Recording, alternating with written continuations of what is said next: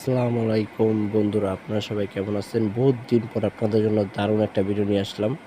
আপনারা অনেকে হোয়াটসঅ্যাপে কল এবং ভয়েস দিতে পারেন না, এইটার সমস্যা কিন্তু সবাই পড়েন। তার জন্য এটা সমাধান করবেন মাত্র 1 মিনিটে। তার জন্য চলে যাবেন আপনারা আপনাদের হোয়াটসঅ্যাপে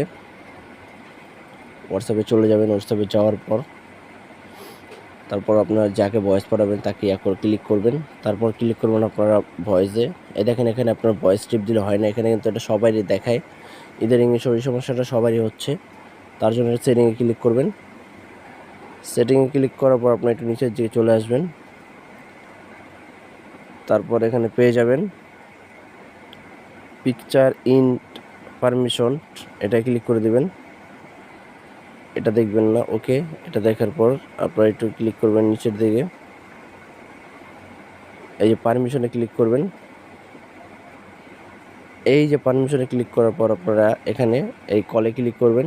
এখানে এটা অ্যালাউ থাকলে অ্যালাউ, যদি নট অ্যালাউ থাকে তাহলে এটা অবশ্যই অ্যালাউ দিয়ে দিবেন। এই যে এটা অ্যালাউ দিয়ে দিবেন।